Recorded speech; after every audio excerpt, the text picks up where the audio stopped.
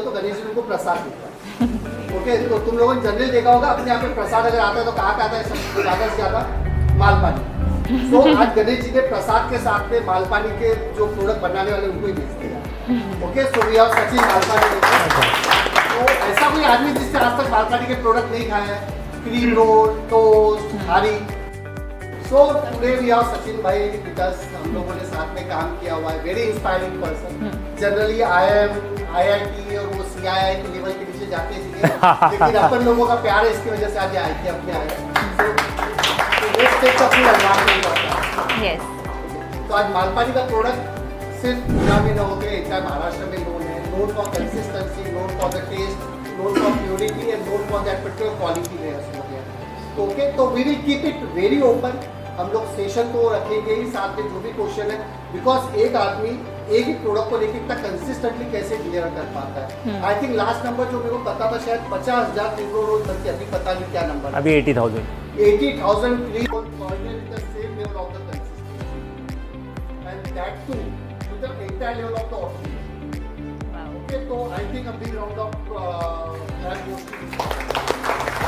मालपानी ये नाम हमसे जुड़ा हुआ है, तो इसकी आपने शुरुआत कैसे करी?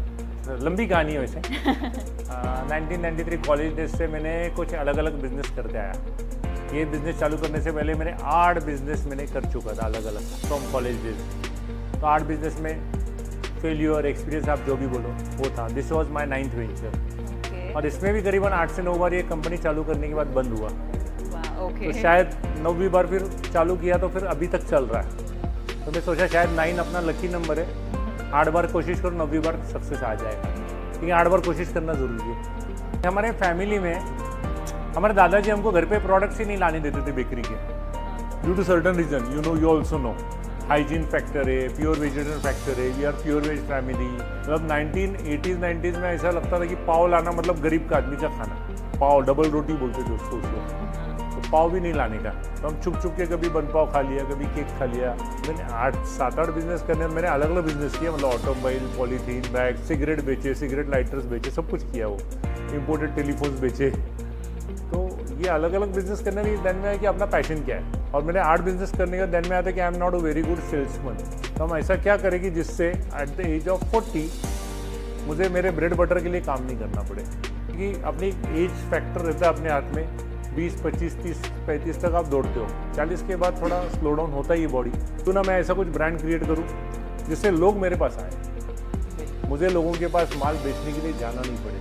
सो इट वॉज स्टार्टेड, लेकिन बेकरी का कुछ भी मालूम नहीं था। 1998 में वो इंटरनेट था ही नहीं जब मैंने चालू किया था। तो everything I have to do myself. तो ये 70 स्क्वायर फीट्स की जगह में मेरे मंदिर के प्रसाद की जगह थी, वहाँ पे चालू हुआ। ऐसे 1-2 लोगों के साथ चालू किया। It is a long story, कैसे लोग लाए, क्या किया, that is a long story. तो आज अपनी 370 लोगों की टीम है कंपनी में। This was the journey of 20-25 years. So we are the highest cream roll manufacture in the India. India के बाहर इतना बनता नहीं, तो वर्ल्ड में आप बोल सकते हैं कि वर्ल्ड में under single roof we are the highest cream roll manufacture. Mister Sachin, पहले के ज़माने में जैसे आपने बताया इंटरनेट नहीं था, तब आप ऑफलाइन मार्केटिंग करते थे। बिल्कुल। तब में और अब में जब हम ऑनलाइन आ चुके हैं, तो आपने क्या फ़र्क नोटिस किया? तो रिटेल दुकान में जाके बेचना है मुझे, सिर्फ मेरे खुद के दुकान में नहीं बेचना है। और मेरा एक दुकान था सिटी के सेंट्रल में, जहाँ से कोथरूड, बाउदान एरिया से भी लोग आएंगे, वहाँ पे अपना प्रोडक्ट बेचो। वो पूछते थे हमारे एरिया में किधर मिलता है, तो जो दुकानदार खड़ूस था, जो अपना प्रोडक्ट नहीं रखता है, उसका नाम बोलने का। सिंपल मार्केटिंग, कि ये दुकानदार के पास आपको प्रोडक्ट मिलेगा। और कस्टमर जब 2-3 बार सुनता है ये प्रोडक्ट, अरे वो मालपानी का खा रही है क्या, बेकलेट का खा रही है क्या, तीसरे दिन अपन लगे जाके थैली लेके पहुँच जाने का, तो वो कस्टमर खरीदता था। फिर बहुत बार ऐसा करता था, कुछ फाड़े हुए रैपर्स में फेंक देता था दुकानों के पास सुबह 7 बजे जाके, दुकान खुलने से पहले। तो वो अपने आप एक आँखों से दिखता है ना। अब ये किसी MBA में सिखाते नहीं है कि हमको जो हमारे पास जो पॉसिबल वे था, स्पेशली रैपर्स लेते थे, फटे हुए रैपर्स भी प्रिंटर को बोलते थे बचा हुआ बेच। Good to know so much about the Malpani Group. I think we have all learned कि consistency और strong foundation is something जो आपको आगे grow करने में help कर सकता है। बिल्कुल। The age of 50 also a hunger for new knowledge. तो you will see him office में काम और बाहर के सेशन में ज़्यादा रहेंगे, कहीं पे एनरोल करवा लेंगे कि कहीं पे कोई नॉलेज सेशन हो रहा है, कोई स्पीकर को सुनने चले गए।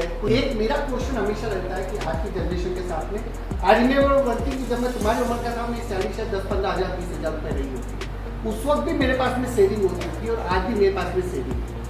ओके, तो आप मुझे बताओ ये सेविंग्स का कल्चर क्या होता है एग्जैक्टली? इंडियन इकोनॉमी का बेस आज भी सेविंग है। अगर आप फॉरेन कंट्रीज देखो ना, लोग उड़ा रहे हैं, क्रेडिट कार्ड पे उड़ा रहे हैं। तो मेरा तो बहुत क्रेडिट कार्ड का अपोज है। मेरे पास कोई क्रेडिट कार्ड नहीं है आज भी। अगर अपने कमाए हैं तो उतना ही करो। तो हमारे बाप दादा ना ऐसे कुछ बोलते थे कि डूबेगा रे 3 जना, आय कम खर्चा ज़्यादा, पूंजी कम व्यापार घना, जोर कम गुस्सा घना।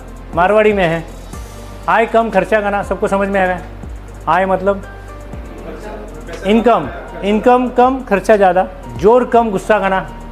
जोर तो कम है लेकिन गुस्सा तो बहुत करते हैं अपन। दाखो तो, अरे नहीं है तो मांगर लेना बाबा, चुपचाप बैठ वहाँ पे। और तीसरा क्या बोला मैंने? पूंजी कम व्यापार घना। तो पूंजी कम है, कैपिटल कम है और बिजनेस 10-20 करने को जाता है, डाइवर्सिफिकेशन को जाते हैं बिना वजह। तो ये ऐसे 3 बातें बाप दादा ने सिखाई है, वो आज भी प्रिंसिपल लागू होता है। आज के जनरेशन में क्या होगा, इजीली पैसा आ रहा है, 20,000 40,000 इजीली मिल रहा है तुम लोगों को, 70,000 नहीं मिल रहा। अप्रेजल मतलब पैसा बढ़ना, यही मालूम है। अप्रेजल मतलब अपना परफॉर्मेंस चेक नहीं करते लोग बोलते सैलरी बढ़नी चाहिए, नहीं हुआ तो दूसरी कंपनी में 40% का ऑफर है अलग से। ऐसा चल रहा है, तो ईजी पैसा ऐसा मिल रहा है। और मैं देख रहा हूँ कि आजकल की जनरेशन सिर्फ खर्चा निकालने के लिए काम कर रही है। They are not working for career, they are working just doing their job. तो सेविंग ही नहीं कर रहे। सेविंग नहीं करेंगे तो फाउंडेशन स्ट्रांग नहीं होगा आपका। जब तक आप सेविंग की आदत नहीं डालोगे, वो आगे आपको फिर बुरे वक्त में बहुत इश्यू आएगा।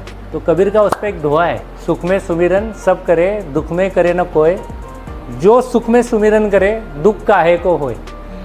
मतलब जब आपकी इनकम आदि चल रही ना तो कर लो, जब आपकी हेल्थ अच्छी है ना, एक्सरसाइज कर लो, मेडिटेशन कर लो, जो कर लो। बिगड़ने के बाद क्या है, तो आपकी इनकम चालू है तभी उसमें सेविंग रखो और कुछ पोर्शन बनाओ, डिसिप्लिन बनाओ उसमें सेविंग के लिए। कुछ अपना खर्चा कितना होना चाहिए, ज़रूरी खर्चा कितना है। और आपको कोई भी चीज़ अगर टेम्पटिंग होती है, ये आज चीज़ ले लूँ, आईफोन नया अपग्रेड आया, वेट फॉर 2 days 3 days, वो टेम्पटेशन निकल गया ना एक बार, फिर कोई इशू नहीं है। अपने को अपना मालूम है, तो अपना जेब देख के खर्चा करो। This is my simple philosophy for saving. और जितना ज़रूरत है उससे कम ही करो खर्चा। अगर आप 100 रुपये कमाते तो मेरा पहले भी डिसिप्लिन था कि मेरा EMI 30 रुपये में जाना चाहिए, तो ही मैं वो घर लूँगा, तो ही मैं वो गाड़ी लूँगा। सब EMI 30 रुपये में बैठने चाहिए। आजकल उल्टा है, 100 रुपया कमाई 120 रुपये EMI जा रहा है। तो थोड़ा सा जॉब के लिए हिल जाते हैं, सर मेरा EMI ज़्यादा, मेरा सैलरी बढ़ना चाहिए। तेरे EMI के लिए थोड़ी कंपनी चला रहे हम, कोई भी नहीं चला रहा है। तो you have to make your capability to that level ना। तू 200 रुपये की कैपेबिलिटी बढ़ा, अपने आप सब मिल जाएगा। मैं तो हमेशा मैं भी करता हूँ, बच्चों को भी वैसे ही बोलता हूँ कि तुझे ज़रूरत है क्या, मार्केट में बहुत सस्ता मिल रहा है, यार ऑफर दे रहा है वो 2 लाख की चीज़ 1.5 लाख में दे रहा है, पर तुझे ज़रूरत है क्या वो 1.5 लाख की चीज़ की। और संतुष्टि कभी आई ही नहीं है सब इस दुनिया में। तो जो है उसमें जो प्राप्त है वो पर्याप्त है। इस फिलोसॉफी के साथ थोड़ा सा जी लो तो सेविंग अपने आप हो जाएगा। This is my simple word. बोला आपने सेलिब्रेशन जो है ना, अभी श्रावण महीने में कृष्ण जन्माष्टमी से चालू होते, देखो आप ये अगले 3-4 महीने सब सेलिब्रेशन है। तो वाई इट इज़, तो मुझे ऐसा लगा कि Krishna was the most happening person on this earth. मतलब अच्छा डिप्लोमेट भी था, अच्छा लवर भी था और अच्छा स्ट्रैटेजिस्ट भी था। तो हनुमान जी के बाद वही एक स्ट्रैटेजिस्ट और डिप्लोमेट बन के गए इस दुनिया पे। तो he was that type of person. तो उन्होंने लाइफ में ना सब कुछ खोया, मतलब पैदा होते ही अपने माँ बाप खोए, फिर उसके बाद जो नंद यशोदा खोए, उसके बाद राधा खोई, मथुरा गया, वृंदावन गया, सब कुछ छूट गया।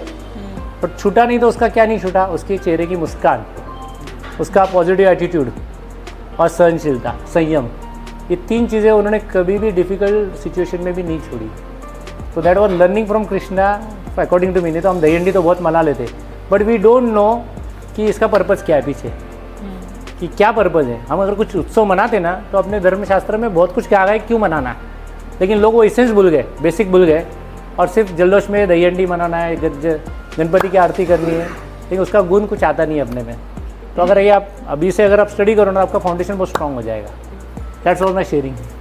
Thank you so much mister Sachin. We are all product of our discipline. कोई ज़्यादा भी करता है, कोई कम भी करता है, कोई नहीं भी करता है। तो I think this is what is a skill which he possesses, and we are fortunate enough कि आज इनके साथ हमको टाइम मिला and we are been able to hear it. How much we are able to take is up to us.